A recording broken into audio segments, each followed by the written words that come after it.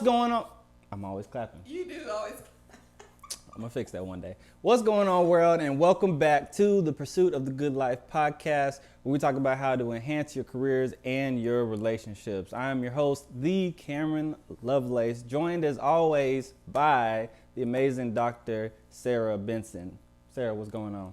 Man, Cam, nothing much. Just out here trying to stay safe and healthy, and not feed into the mass panic that is going on in the world. Right.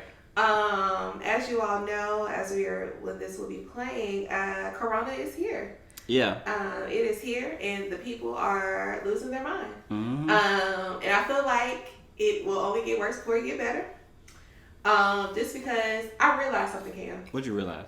We are a lazy people. Like this. Is wait, Americans or like as mankind? What are we talking about? I want to say, I'm just gonna talk about Americans right now. Okay. So I feel like Americans, we have gotten to a place where we've just become so lazy in our pursuit of knowledge. Mm-hmm. But I said this with the 2016 election. And just how far we will allow people to just post fake things and we run with it. So when you think about the 2016 election, there's a lot of like fake articles that people took, right? Yes. And so I'm starting to see that now with this whole situation, because there have been just so many like false information out there about this virus and about things. And I feel like it's adding to the unknown and the panic, right? Mm-hmm. And I feel like a lot of this could be fixed if we just looked it up or just, waited for official announcements. Because, I have not personally gone to the grocery store just because the way my just nerves are set up, I just don't have it to just deal with the people.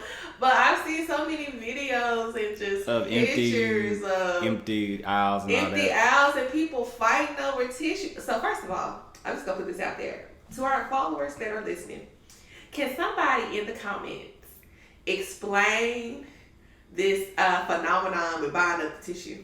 Because maybe I don't know. I just feel like everybody's just buying up tissue. So I'm like, what's up? Can somebody just explain that to me? I don't know. Like, because like, funny story, Ken needed tissue. He ran out. He needed tissue. And so he was at Dollar General, and he was actually getting extra for one of his friends who couldn't find some, right? Mm-hmm. So there was this like lady standing in front of the tissue out. I guess she didn't see the last little family pack, and so Ken saw it. So he walked up. He was like, "Excuse me, ma'am," and she like got closer. He was like, "No, excuse me, ma'am," and he dug down and grabbed it. He was like, she got so mad at him, and she was like, "Oh my God, I didn't see that," and he was like, "Oh, okay," and like walked to the counter.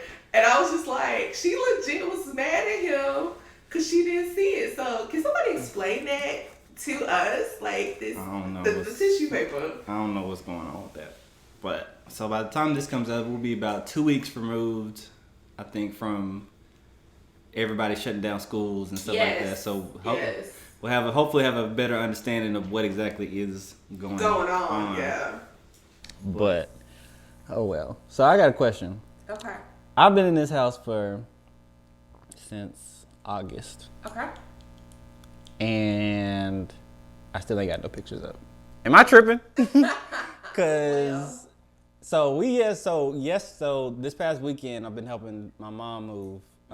She's building a house, so she's moving out of her old house. And so found a whole lot of pictures, obviously, from the days when we actually took pictures and got them developed and put them in photo albums and stuff like that. But there was a whole lot of loose photos, and so I've taken a whole bunch of pictures, and I might finally put some up somewhere. But I was just thinking, we've been here since August, and we still ain't put up no pictures. Now we got picture frames. Okay. As you can see over there, we got a lamp by the door. Right. I got another one in the. So funny. We got frames. We just don't have no pictures in them. There's white people in the pictures. Right. Just saying what it is. Got the frames up like they got pictures in them. So is that my tripping? I would say y'all are tripping. I will say that you guys are definitely millennials, and this is the reason why I say that. I feel like many of us, because we've gotten away from getting pictures developed and like it's not necessarily like the first thing you do when you move in a house, unless you already have them in frame. So like I see that you all have something that's already framed. Yes, right. But that was from when we were dating, and that's just somehow stayed intact. But you already had that frame, right? Right. And so I don't think y'all are tripping. I know me personally, I have like pictures and paintings and things that I just kind of collected over the years. And so I know that once I get into my place, like I'm going to have those up. Right. But I don't think y'all are tripping. I do think it is funny that y'all do have frames and y'all don't have pictures in them. So I personally would put pictures in those because it's kind of weird. Like, I mean, you don't notice it until you just look at it. Right. So, and we don't just be hosting parties like that. So, I mean, I just was wondering if I just had that moment yesterday. He's like, I could actually put these in the frames now. So, yeah, you can. You know, you're actually, not tripping, but I would go ahead and put them in frames though. Okay, we'll figure something out. We'll definitely do that. But yeah, but hope y'all. So we block record a lot of episodes ahead of time just in case life happens, and so people be out of town, I'll be out of town, and just make sure we can produce podcasts properly. So I'm hoping that you guys are enjoying in part 1 of dating process. So now we're going to dive into part 2 of the dating process. Last week we talked about, kind of the pre-relationship part of your dating process. But when you meet a person, what you need to know, I can't remember exactly, I have to review the notes. But if I remember correctly, it was get yourself together first. What is it that you need? Like, who are you as a person? What kind of type person do you need? And get exposure, I think. Yeah, exposure. So exposing yourself. Like, if you are wanting to date people, fishing another pond. Yes, changing your environment. That's right. Change your typical environment if it's not working.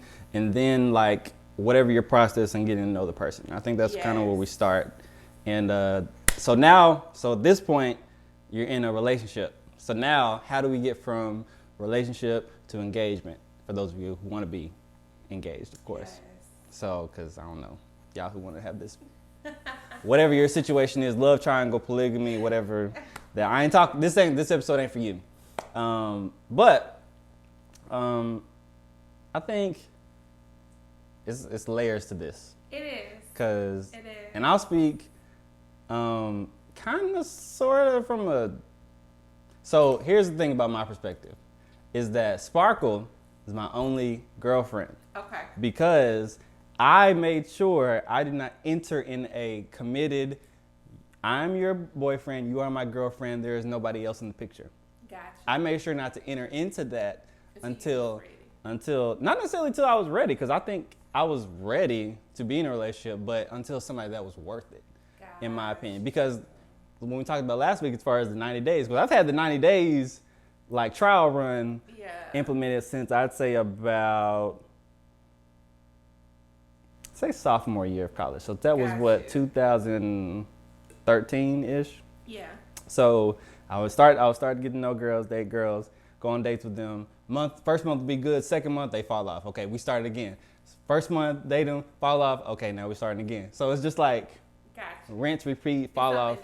It's something different. So Sparkle was the only one that passed 90 days, and then we were in a whole relationship, and then eventually got engaged and then married and then stuff like that. So that's my perspective on it, because it's kind of like I'm thinking from that perspective. However, you, on the other hand, who's had different relationships. I have.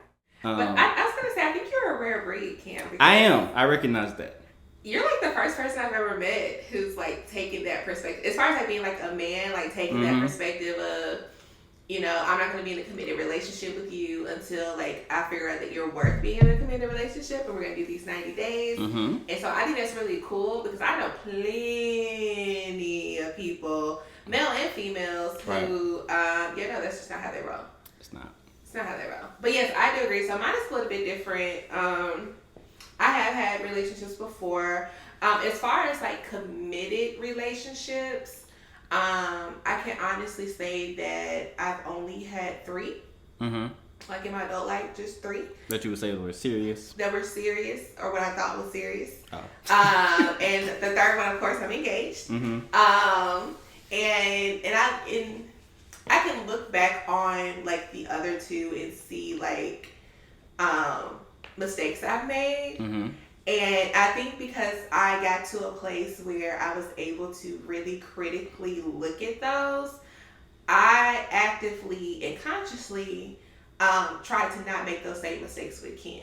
Mm-hmm. And so I was able to look back and see like little things or just spaces where, oh, okay, I missed that. Let me not do that here, or just things of that nature. So, but I think that everybody kind of has like their different formulas in the dating stage. Right. I know for me, the one thing that I preach to people is just you need to communicate with this person. Like if you are in a relationship, you guys have gotten through the 90 days, y'all decided that this is gonna be my man, this is gonna be my girl. We are going to be together, committed, just me and you. You need to communicate with that person. And I think we kind of talked about this. I think it was like episode 2 or 3 where we talked about perseverance. Yeah. And how you need to make sure that you're on the same page as that person. Because truth be told, you can get with somebody, you can get in a relationship, and even after being in that relationship and having those conversations, you can find out that, you know what, y'all aren't on the same page. Right. And this is after the 90 days. This could be, because like we said last week, many times people's in their representative. Right? This is their very best version of themselves in the first 90 days. Right. And so once you get past that and y'all are committed to each other, you'll start seeing little things. Like little things will start coming up. Like who this person really is will start to show. We talk about dating in every season. And so seeing this person in different lights. And maybe once you get there, you recognize, like, you know what? We really don't got that much in common now that we think about it. Or maybe this person was lying.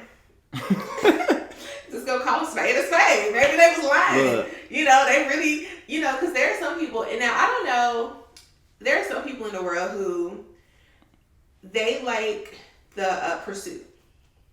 So they like the hunt. They like the chase of it, right? And so as long as they are in the pursuit, as long as they're in the hunt, it's exciting. Oh, I'm getting to know you. But once they get you, it's like, oh, okay, I'm good. I agree, because you gotta see if this person changes up when you get into a relationship. So once the pursuit has happened, they got you. They got you, and it's you and that person. Yeah. And that's it. It's cool and all, but does that person like change up? So where you guys were going on date nights once a week, that I'm trying to get you, I'm trying to pursue you. Do those date nights continue? Do the quality, do the thoughtfulness of those date nights, go behind it? And I mean that kind of does happen just over time. I'm just speaking honestly, but I mean, and how do you communicate that? And I think, and when people say, communication is key. It's probably the most overused term in terms of relationships, stuff like that. But it's really important to talk about how you communicate with adversities and stuff. Yes. Because situations will come up. Because I can think, like, for example, let's say you're a social butterfly and your new partner is not really a social butterfly, and you want to go, hang out with your girls and stuff. So your partner might have a problem with that. Yep. But how are you communicating that? Is your partner just shutting down and not saying anything and just holding on to this resentment, and then you're starting off the relationship on the bad foot? Or and that's something you kind of need to know, or not necessarily that you need to know, but to be able to communicate through, because a person might have an issue with you going out, not necessarily with your friends, but with your single friends who trying to be, single. Who going hot girl summer, city, whatever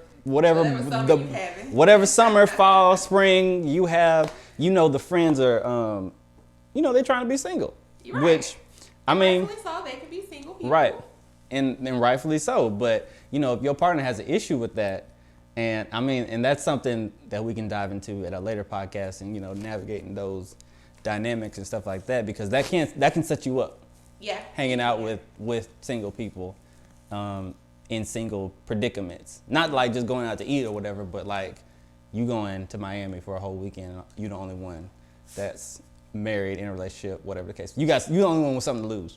Gotcha. But communicating through those adversities, how are you going to communicate through that? Because it's through those that what makes relationships like last. Because everybody goes through stuff. but not everyone comes through on the other side of that. I agree.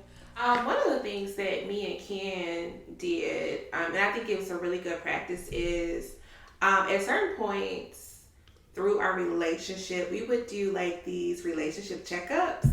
So like once we started like dating, we just like 3 months, 6 months, 9 months. We were sort of kind of just checking in with each other.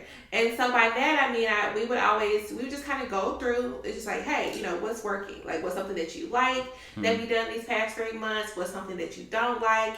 Is there anything that, you know, I can improve on? Is there anything you think I'm doing? And just really just taking the time to just kind of check the pulse of the relationship. Because like you said, I think oftentimes we'll get into these relationships. You'll go through the pursuit, you'll go through the chase, and then once you got the person, it's just like, oh, okay, there's nothing else we need to do. But the reality of it is you're still growing and you're still changing. Yep. I look at a relationship as something that is ever changing and ever growing. And I kind of have that mindset when it comes to like weddings. So like year 1 of your marriage is going to be completely different from year 4 and 5. Because you're 2 people and you're changing. The same with relationships. Like month 3 is probably going to be different from month 12. Because you've had time to get to know this person. Things have happened. Life changes, yeah. Life changes. Maybe you or your partner lost your job. You know, and so you have to navigate that. Or maybe somebody, there was a death that was experienced. Or maybe you got a promotion. You know, so like oftentimes we only think of like changes as being like negative changes. But how is your partner when something good happens to you? Right? Can they support you do that? Can they celebrate you? You know, are they somebody who is jealous, underlining jealous of your accomplishments and things? Or insecure, Or insecure, right? And so they're making little snide comments, you know, as jokes, right? You have to talk through those things, and you have to just be honest with each other and with yourself as well. Because I definitely agree with that. So just so you know, my role in this podcast is make sure that we break this down chewable bites so you guys can follow along. But okay, learn how to communicate, like learn what your communication process is, and the process we're on now is check the pulse of the relationship. I can definitely speak to that because so me and Sparkle, we're going on 4 years of being together, 2 years of marriage, and I remember very clearly the headspace that I was in, because I think at that point, so I'm in the middle of grad school, I'm a couple years removed from undergrad, but in terms of, you know, my family dynamic, you know, I was still kind of grow, because there were some issues that, you know, happened in our family, and I think I was still personally like growing through that. And I think having her in the midst of me, so when I'm with certain family members, you know I'll become a more closed off kind of individual. And so the only way for her to see that is for her to be in a relationship. Like, there's no way you're going to see everything about a person before you get in a relationship with them. Sometimes you're going to see some things when you're actually in a relationship with them day to day, talking with them day to day, interacting with them, seeing how they move and how they interact with people in their life and in your life. So obviously she had never seen me interact with certain family members and stuff like that. And so obviously she waited till after the moment was over and we were just me and her, but she asked like, hey, I noticed something's up. Like, what's the story behind it? What's going on? Because I don't like it. And I want you to be happy, but I need you to kind of tell me what's going on here. And so, and obviously I had to learn how to open up and be like that. And and honestly, I remember when I was going through my counseling program, which unfortunately not everyone's gonna have this opportunity to go through this whole self-development process. Because let me tell you something, as counselors, we can only take our clients as far as we have gone. Like, as far as our own personal work, and make sure that, you know, our own stuff is not getting in the way of helping other people their own stuff. And so I remember this time when it was clinical techniques. I'll never forget it. And I was having issues really diving into like clients' emotions. Gotcha. And my instructor challenged me on that, and he said, you know, you got the skills. Like, there's no doubt that I think you're gonna be a great counselor, but your lack of like being able to like go there with emotions, like you don't go deeper. Like you're very surface level with it. Like you don't, for some reason, there's something that's keeping you from going deeper. Yeah. And so I realized that with me, it was because of when I was 16 and my parents got divorced, I felt the need to like shut down, turn off, put my emotions in a box, don't deal with it because nobody really can talk with me. And like, so I took that into adulthood. Yeah. And so when, you know, I'm doing things, and not even in relationships, but with everything, you know, I learned how to just shut it off and not allow myself, from me, to feel those emotions. Man. And so, yeah. And so when I brought this to spark, this revelation to sparkle, I said, I am going to be intentional about expressing my emotions. I'm not going to shut down anymore if something's bothering me or whatever the case, or if I'm happy or whatever the case would be, I'm going to express it now. Yeah. And so going through things like that, you just don't realize until like you're actually in it. So yeah, continuously checking the pulse and then making those adjustments is key to long-lasting relationship. I agree. But switching back to, you know, because you guys are in this phase, you know, you're just getting started in your relationship, so you don't want to go too deep too fast. Yeah, I agree that you don't want to go too deep too fast. I think that you said something that makes so much sense, that, you know, yes, you are getting to know this person and you are communicating, but there are some things that you're not going to see until certain situations come about. Right. And so I feel like it is during that time when you really get to see that person in another light, and you get to ask yourself, is this something that I want to be a part of? Like, do I want to support this person here? Right? Is this something that I believe I can be a help to? Can I, you know, be supportive? Can I be a help? And how does this, whatever this is, how does this affect the way that I'm seeing this person, right? Mm-hmm. Because I think one of the things that we tend to forget, and this is going to sound so funny, is that we are human. What? We're human. What? And we're flawed. Mm-hmm. And I think oftentimes, and I think it's because we spend so many years kind of picturing our perfect person and the perfect relationship, and we have this image in our head, and then we get with these people, and when they show something that is not a part of that image, it's like, oh my God, what is wrong? But the reality of it is, we're human. We have flaws. And so no, we're not going to handle every situation with a smile on our face. Right. It's not possible to do that.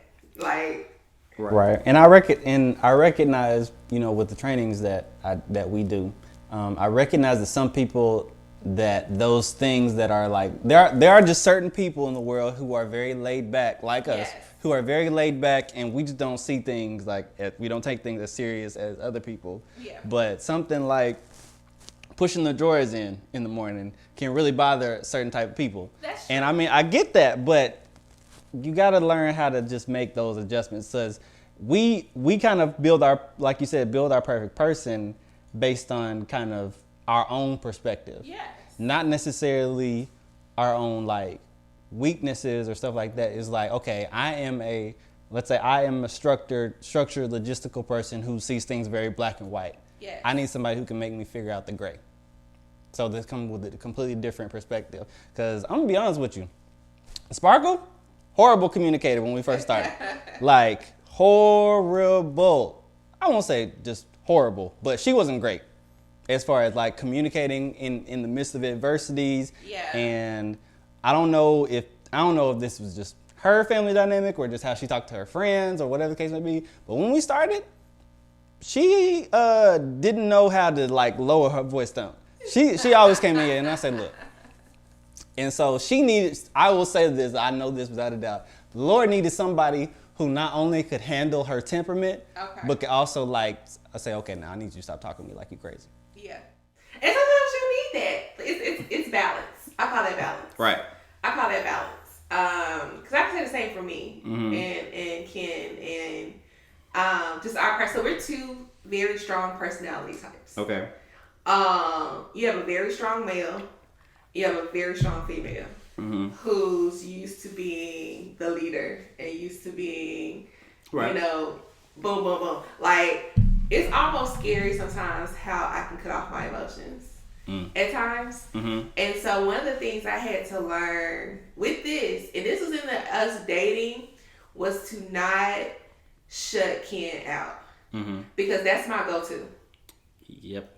My go-to when I am highly stressed or have a deadline or I have something I will shut everybody and everything out because I have to focus and get this done.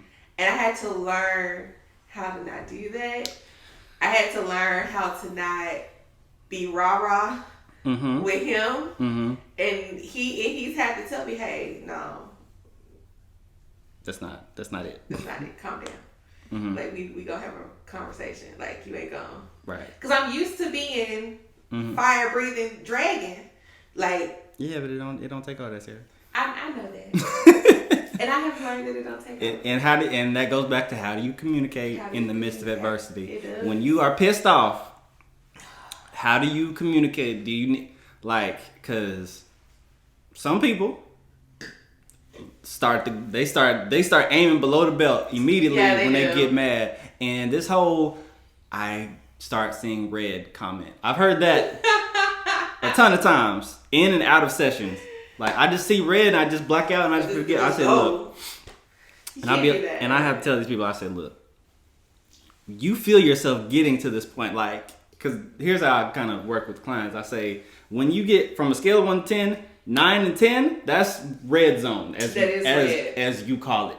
So here's the thing: you feel yourself getting to that danger zone. So when you get around to 6, 7, 8, time out. Let me take a break. And so when you're, like you said, when you're struggling through those communication pain points, you got to figure that out. But there was another point I had, and I'm gonna try to get back to it. Your perspective. Yes. That's what it was. You have to learn how to see the perspective of the other person. Because if you don't do that, you are going to drive yourself crazy. That is true. Because if you are, let's say, I'll use me for an example. I'll just put myself out there. Because when we were in a relationship, I would come home and, I would just want to relax. I was doing on campus work, working in housing. So I'm dealing with students, I'm dealing with presidents, I'm dealing with supervisors, I'm dealing with parents, I'm dealing with, room violations, I'm dealing with campus. So this was very on top of that, I was in school at the time. So, I just want to come home and I just want to relax. But if you come, and so me relaxing can look like, okay, let me change out of my work clothes, throw them to the side. Maybe they'll make it to the basket. Maybe they won't. Let me give me something to eat. So it may just look like I just have a disregard for the space and I'm leaving out stuff. But really, I'm just going through my process. Or I'm coming home and I'm just in my phone. Yeah. I've been talking all day to people. So I don't want to talk when I get home for at least an hour, 30 minutes. Let me just sit on my phone, watch Netflix, whatever the case may be, and let me just be. But you may think of that and see that perspective as, oh, he don't want to talk to me. Yeah, he's neglecting me. He doesn't get that. And some of you might go through that when your partners get off work and they just want to relax. Yeah. Or it might be the opposite and they just want to be on 10 because they've been having a horrible day and they just want to talk to you. Right. So you got to learn how to look at the perspective of the other person, because that'll help you connect even further. Yeah, I wholeheartedly agree with you on that. Because at the end of the day, it's two people in it's two people in the relationship, and it's two people with two sets of values, two sets of everything, two sets of experiences. Yep. The way you deal with things is different. You might, like you said, you might be somebody who needs to just, because you talk all day, you don't want to talk. Right. But your partner is somebody that want to talk. Mm-hmm. So guess what you got to do? You got to find some balance. Right. You got to that's okay. Give me 10 minutes to just lay here. You got to find some Get some food in my belly. Let me just sit here. Yeah. And then ask me how my day was. Yeah. Or I ask you how my day was. Yeah. And see, I've had to learn. So with me and Ken, one of the places where we had to balance is, so like I said, we both have very strong personalities, and we're fixers by nature. So like, me and Ken, we're the type of people that if you have an issue and you tell us, our immediate thing is, how can I fix Where's the solution?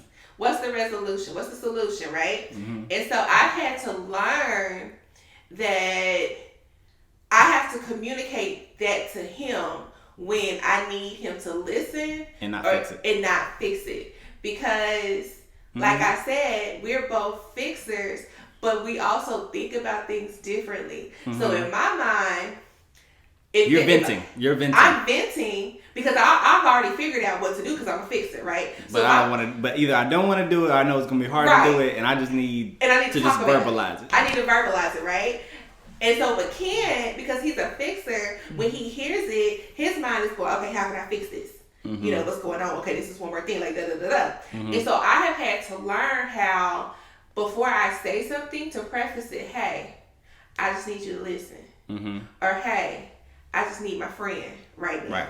Because if I don't, I'm telling him he's coming up with a solution. I already got a solution. And now I'm like, well, I'm telling you what I'm, you know what I mean? It becomes a thing. And so, but I had to learn how to do that because we're both fixers. And this is something new for both of us because I don't think we've ever been with somebody who kind of thought along that same line before. Right.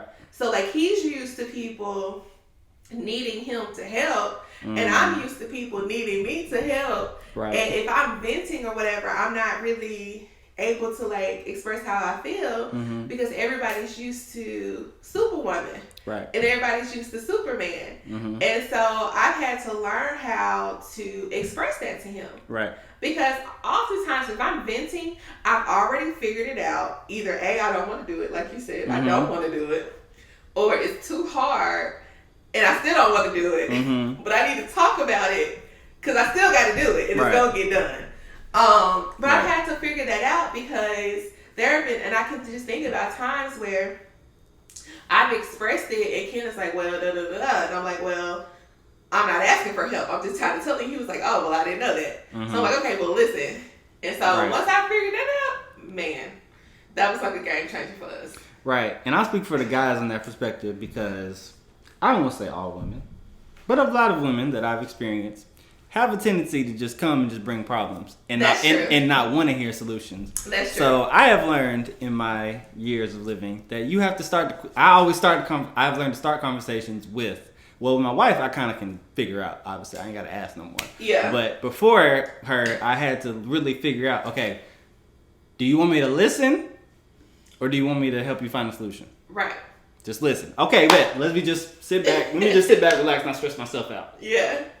So, yeah, I can definitely speak. So, for fellas listening to this, please just sit back. First, start off with, do you need help? Do you need help? Do you want me to help you find a solution? You just want to be. What do you want from me?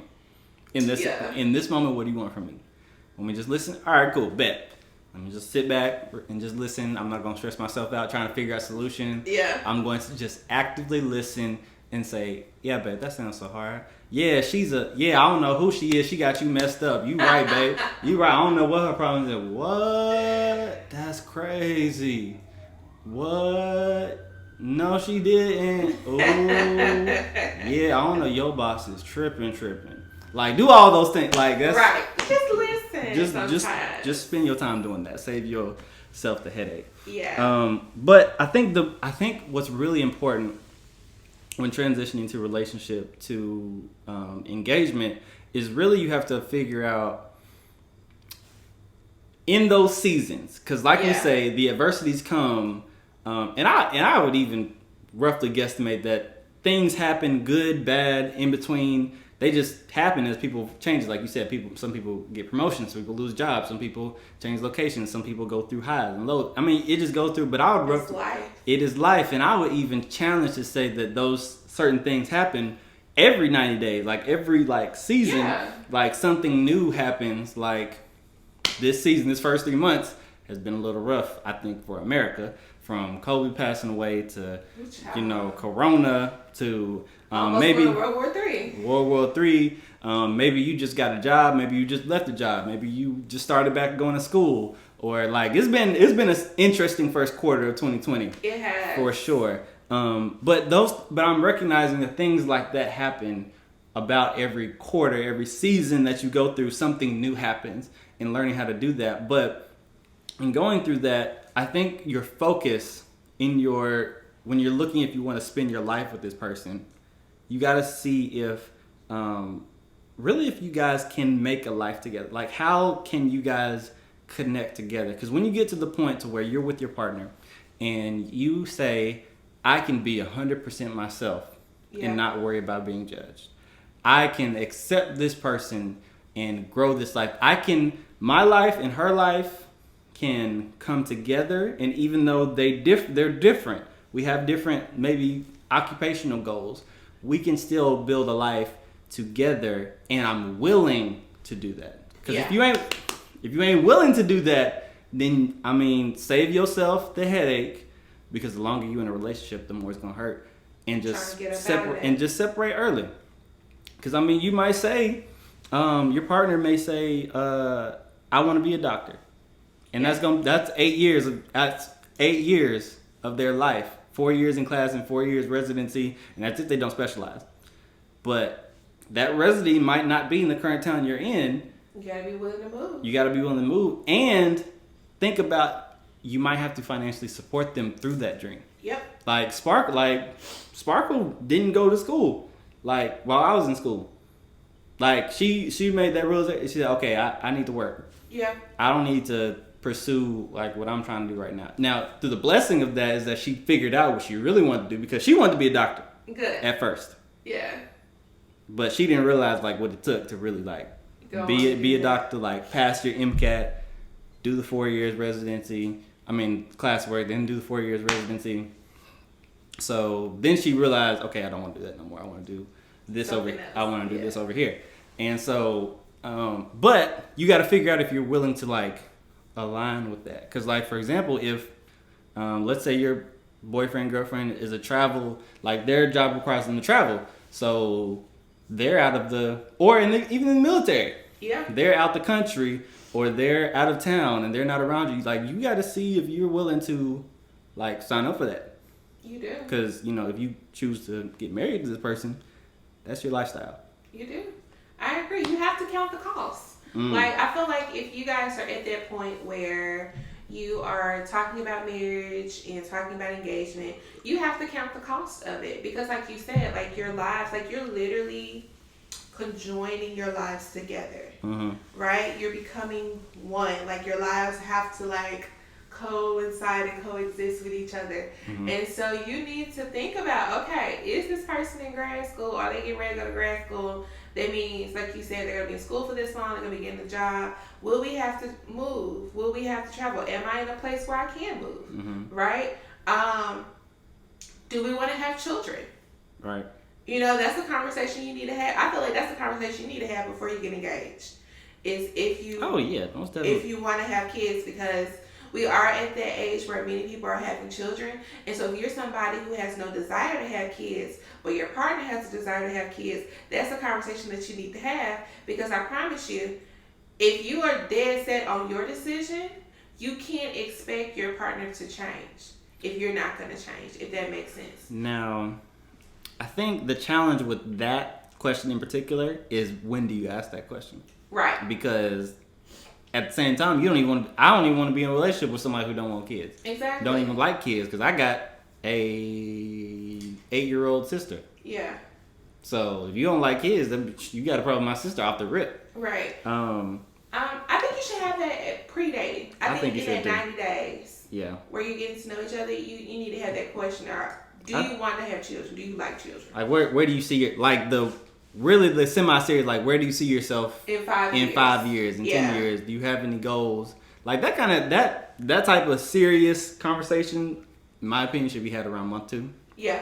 Yeah, no, I agree with you on that, because, like I said, I've been in situations before where I was talking to somebody And it was after the fact that I realized that this person did not want to get married, did not want to have children. Mm-hmm. And those are two things that I want to do. Mm-hmm. And so I recognized in that moment that there's nothing else we could talk about. Mm-hmm. Because you aren't going to change your mind, and I'm not going to change my mind. Mm-hmm.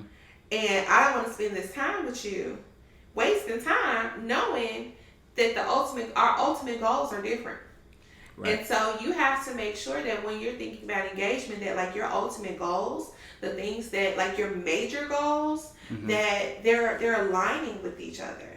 Because if this is the person you've just decided, okay, this is who I'm going to spend the rest of my life with, they check off all my lists, the Lord has confirmed it, boom, boom, boom, then your purposes and the things that you guys are wanting to do are going to flow together as well. Right.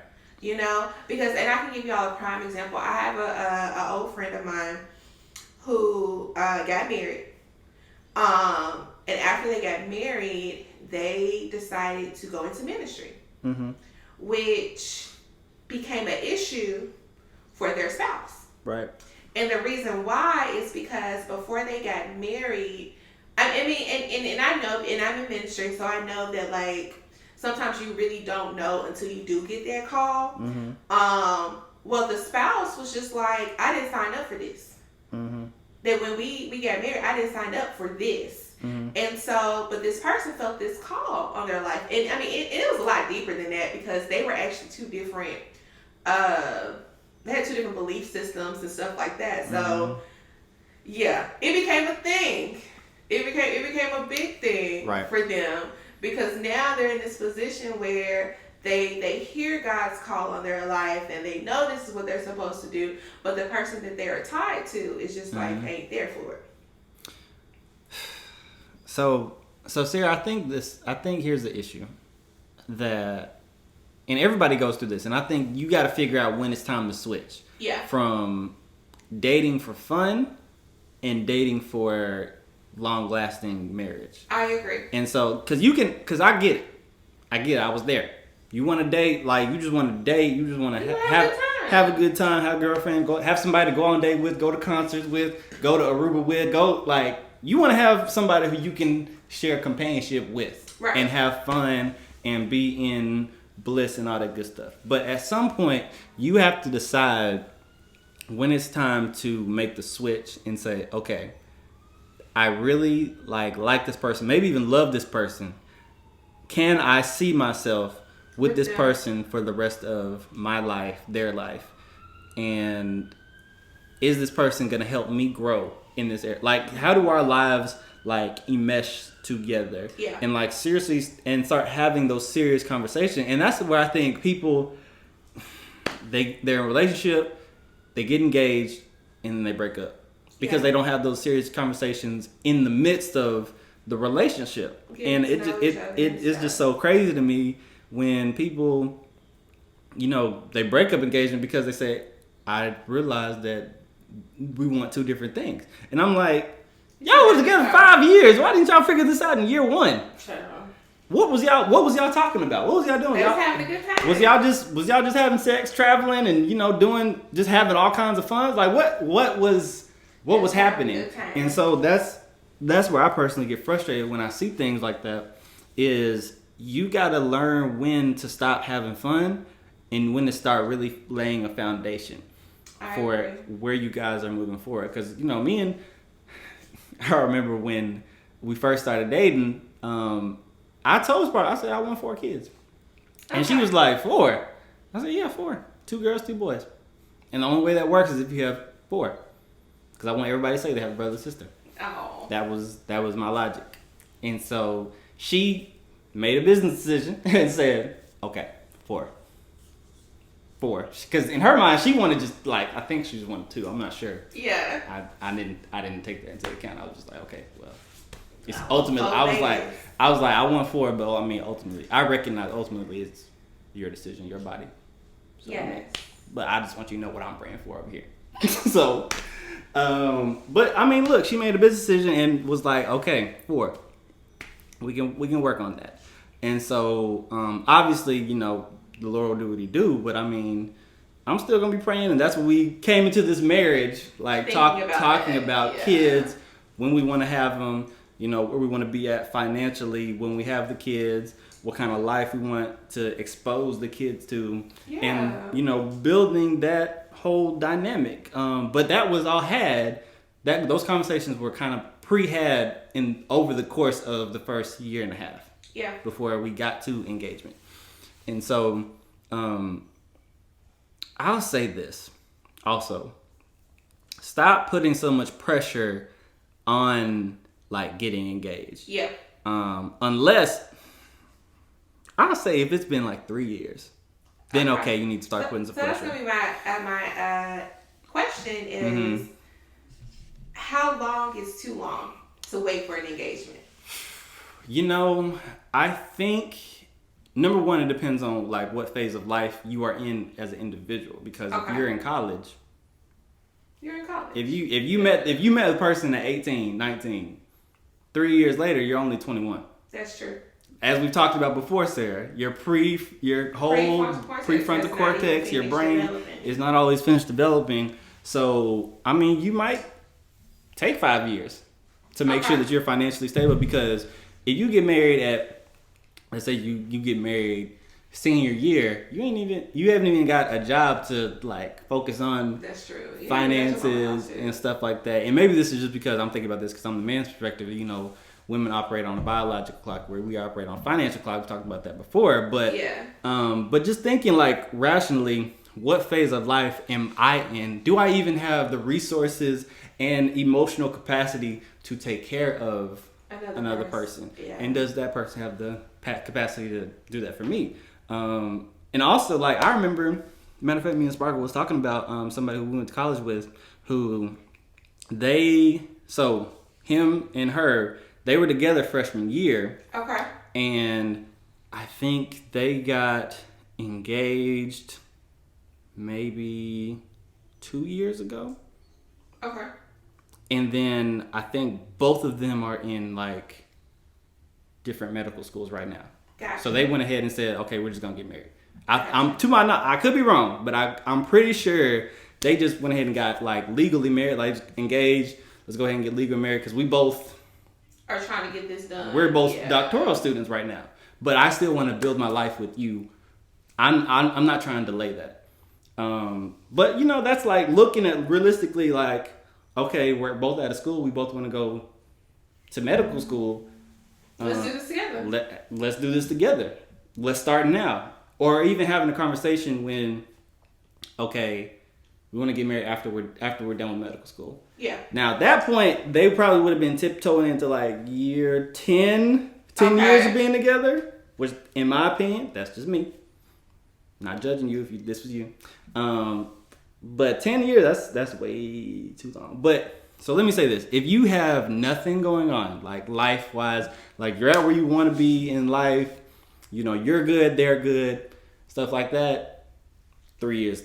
3 years. Like, you need to get it popping. Because, as I said, I don't know if I said this on the podcast, but a man knows if he wants to marry somebody, maybe not marry him like right that second, but I know if I want to spend the rest of my life with this person within the first year.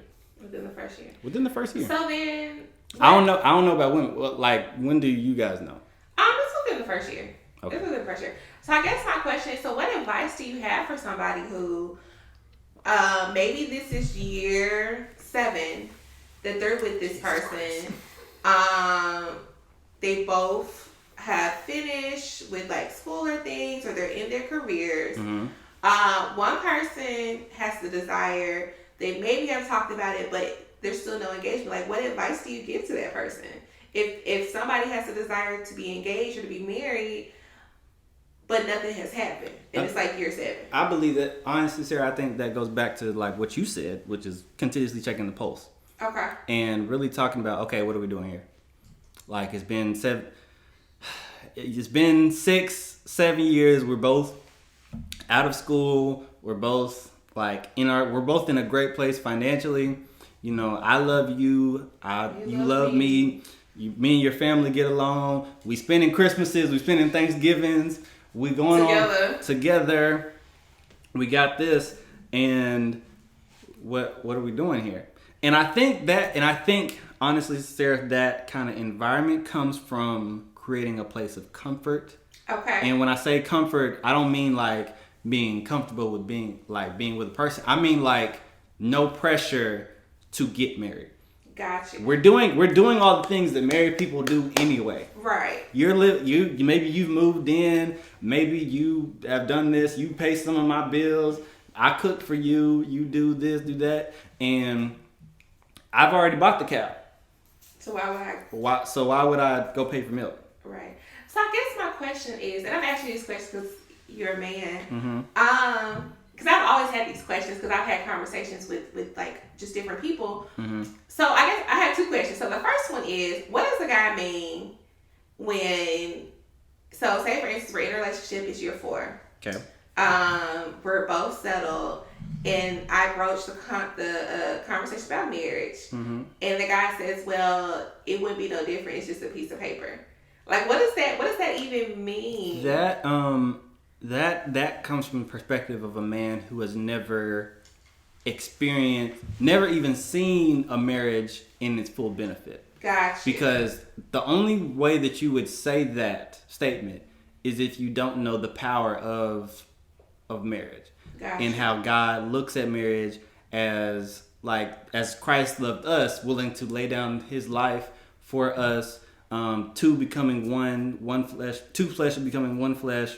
God, putting so much blessing on you because you get married and because you honor me through getting married and, birthing children in that environment. Like there's so much blessing and spiritual benefit of it.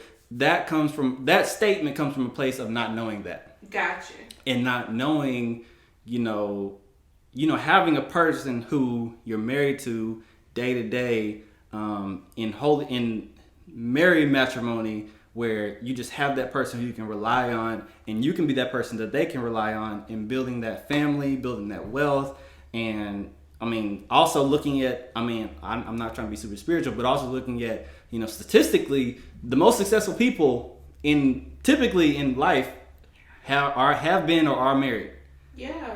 Like when they were building their process, they had a person who they can lean on, who they can support them, challenge them, rethink. It's so much benefit to it. So I personally say that statement comes from not acknowledging or not even knowing what marriage really is. What it is. And so, yeah. And that's where really, really looking at who's in that person's environment. Because if I'm with everybody else who's in 10-year, 4-year, 7-year relationships, ain't nobody else get married. Why would I get married? That's true. But no, I know I can speak for me. My uncles, my dad, my second dad, and Courtney, who we both know, they are kind of asking us, have you thought about marriage? Yeah. Is it even a thought? Yeah. I'll say number one, they haven't thought about it because they haven't been exposed to it. Really seen it, yeah. Yeah. Okay, so my next question is, you mentioned something when you talked about people who might be with somebody 7 years and they're getting the milk for free. Why they gonna buy the cow? They're comfortable. If you are that woman and you desire to be married, and this is the person, how do you broach that? How do you put the pressure on, or is it a lost cause? And so, and I ask this because there are some people who will be in these relationships for so many years and they want to get married. They want this person. Mm-hmm. They have made up in their mind that this is it for me, but the other person has not asked them. Mm-hmm. So what do you do? Do you stay here in hopes? Do you cut your losses, but then you have to go through the process of untying your lives with this person because you're probably living together, you probably have bank accounts, you might even have children. What do? You gotta be ready to walk away. You have to be ready to walk away. You have to be ready to walk away, because here's the thing. If you love that person and let me speak for the women. If you love that man, go speak our Memphis dialect over here. If you love that man and that man loved you, he is not going to lose out on something that is very special.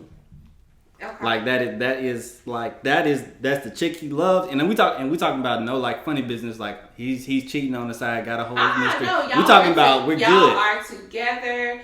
They're living together. They're good. Like you might have talked about it, but it just has not happened. Yeah, and you're comfortable. He's comfortable. The thing is, you got to turn up the pressure. You ain't got to turn it up to 10, but you got to like have the conversations and be like, look, I'm not gonna be a forever girlfriend. That's not what I signed up for. That's not what my aspirations in life are to be. I'm not going to be in this relationship for 7+ years or whatever the case may be. Or the thing is, I think we get into a place where we don't feel like we deserve to ask for that. Like, all right, I'm already 7 years here, and what I'm complaining about, like, no, people change. You are allowed to change your mind. Yeah. So those women are allowed to say, excuse me, I want to get married. Yeah. And yeah, we have a good life together, but like, it's time. I want to get married. So I need you to like make a business decision and figure it out. Like, so give me a time. And thing is, you ain't got to get married right then. Like, give me a timeline. Give me some justifications, because I personally say this as well about men, is if the man has not like proposed or whatever, there's something that is holding him back. Gotcha. There is something, whether it's within him or it's something that he's seeing in her that is keeping him from buying the ring and proposing. I don't know what that is for certain men, because some men could be like, she's just so vengeful, like she's just so angry, she don't know how to control her emotions, and I'm not trying to deal with that. Or they could say, I'm just not in a place where I'm ready to commit long term for that, or I've never seen that, or whatever. Like I said, it could be within himself, or I'm not where I'm at financially. Like, it could be within himself or something that he sees within her. There's always something that is holding them back from pursuing it, because we've all seen there are men who, when they knew, oh, okay, yeah, let me go ahead and lock this down. Like, I'm good to go. We've been in a relationship for 1.5 years, and like, I knew at 6 months, but I knew I needed to wait a little bit and, get myself together. So boom. Yeah. So that's what I will say that for those women. So I know I went all over the place, but right. for the women in that predicament who are trying to put the pressure on men, like, you gotta say, okay, what is it like? Have create a place where you can have that conversation and say, okay, I want to be married. Mm-hmm. Let me ask you this: do you want to be married?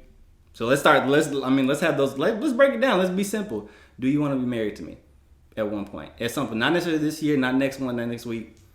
Do you want to be married? Period. Do you want to be married? Period. What is it that you need to get to that place? Is that something you need to work out within yourself, or is that something that I need to do and work on? Yeah. Because you can be in a relationship and just like, you can tell, like, you just mean. Like, you're a mean-spirited person, and that concerns me. Because if you're mean to me, you're going to be mean to the kids, to my family, stuff like that. So I was going to say, so is that why, and I know we got to wrap up, but is that why there are some men who, and I've seen stories of guys who were in a relationship like 7+ years, they end up breaking up, and then like literally the next person that guy gets with, like, he like proposes and marries them. Is that why? Because just going off of what you said, that like there might be something wrong with that person that guy sees, and then he gets with this next person, and like within a year, he's married. So it's a combination of what I was saying, because, and what I mean specifically is the comfort and seeing something either within himself or that person that they don't like. Gotcha. And the combination of that creates, help me figure out the word, but not,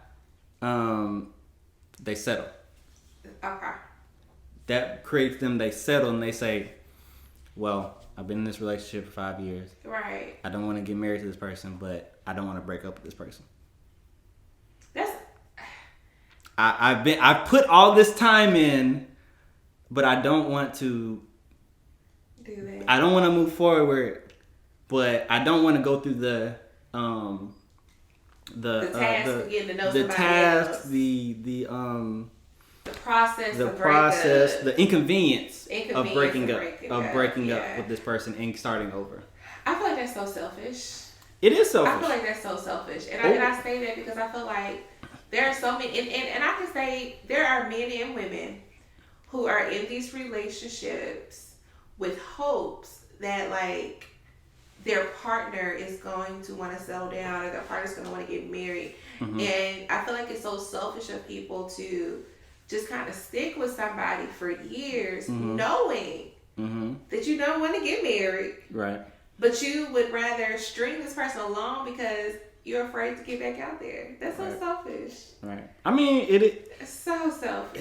It can be, but it also can be kind of in a place where, you know, and we talk about personality types again. Some people don't know how to put themselves first in that scenario and say, true.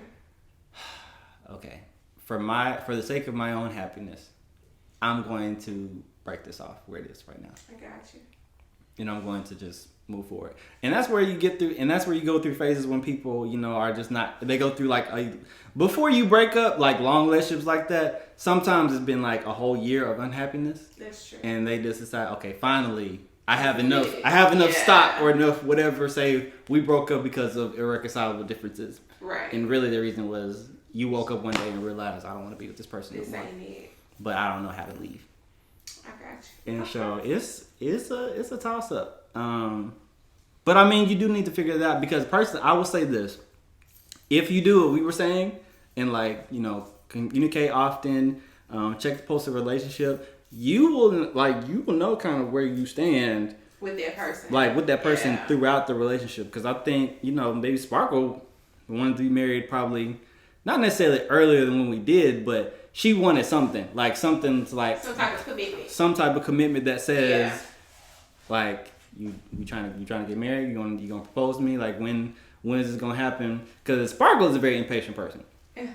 Which we all have some level of impatience when it comes to certain things, but she was impatient when it comes to like this, like, so when we gonna propose? Like what's the plan here? And so in her mind, I'm sure she thought, you know, maybe I'm proposed maybe at our graduation, and maybe I'm proposed then. But I know probably when I told her, I said, I'm thinking honestly probably like after, like maybe like a year after I graduate, because I'll be, you know, in a career for a little bit, all that good stuff. And of course that didn't happen because I just was like, okay, let me go ahead and pray about it and just go ahead and just knock this out. Yeah. So we can walk into that and still do that. And I'm glad I did it. I'm glad I proposed and got married when I did. But like that was the conversation. It's like, no, I'm not trying to get married like right now. I'm trying to get married like when we financially good. Like, no, financially great, I think is what I was looking at, because I wanted to do some things. I wanted to knock out stuff financially, but I was willing to do that with her rather than without her. And so, and I will also say this, that I've also heard from another guy, is that when you get to the point is like, I'd rather live my life with her than without her. I'd rather not live my life without this woman. Yeah. That's an important piece for men to recognize within themselves, is that I don't want to spend my life without this person. So I need to go ahead and make a move and do that. Okay. So, but yeah. Well, good. You answered all my questions. Those are just some questions I had. I got you. Because, you know, as women, we talk and we see things. Of course. And, you know, especially being, you know, my age group, and this is the age where we are in relationships and we are having the desires for wedding. Well, not weddings, but the desire for marriage and children. Mm-hmm. And so, and you have these conversations and you see these things. And so, thank you for clearing up some things. I got you. And I don't speak on behalf of all male, but I do speak on like just what you know. Just what I know, and like that perspective of manhood. Because I mean, I don't have too many friends who are married, but I do have a lot of friends who are not married, and I do see like certain things that we have conversations with. Like I remember one friend that I had who has struggled to have a successful relationship, and I asked him, I said, what do you want in a woman? And he said, I don't know. Okay, there's a problem. That's the main problem right there. You don't even know what you want. You just going person to person, and you're not learning from your mistakes. So it's a number of things when it comes to men and relationships, but especially in marriage. Gotcha. So, but yeah, hope y'all enjoyed this. Yeah, we've just been having conversations. Hope y'all got a lot out of this. We'll try to bring back in the, career, dream chasing, good life, all that good stuff. But this is all important into building your good life because it is. It's a part of the process. It's a part of the process. And if you, get the right partner, then I believe that can make achieving the good life so much easier. I agree. Having somebody who's with you to go through the grit, the grind, the process, emotionally, physically, financially, like having a person in your corner is just so beneficial, which is why I'm glad that we spent this process, because I think a lot of people just don't know, or they just kind of just rolling the dice when it comes to dating, and they just kind of let's just see what happens. Oh, he's interesting. Let's just see what happens. Oh, he's cute. Let's just see what happens, and then seeing what happens turns into 7-9 months of wasting your time. I agree. So it's very important. Hope you guys have enjoyed this. Make sure you guys subscribe to the YouTube channel, wherever you're listening to this on your favorite podcasting platform. Share and like so that we can, get exposed to more people. Yes. The likes, all that, it helps people discover the podcast and like it and all that good stuff. Follow us on Instagram at @pursuit_podcast. I keep forgetting to post questions. But just go ahead and just whenever a topic comes up in your life or something on the podcast, ask those follow-up questions. And we will answer them. And we will definitely answer them. And make sure y'all answer my question I posed at the beginning about this tissue thing. I really and truly want to know what is this fascination with buying up all the tissue. Mm-hmm. So please answer that, whether it's on Instagram, YouTube, Facebook. Just answer that question for me, please. Right, please. But that's all we got for this week. Yeah. I'm trying to think if I got any announcements I want to make. I don't think so. We still working on some things in the background. And then Corona. Right. Make sure y'all stay safe and please wash your hands. Wash your hands. Stay safe. Don't travel unless you absolutely have Practice to. Social distancing. All that phenomenon. Please. But hope you guys enjoy this episode. Continue rocking with us, and we'll see you next week.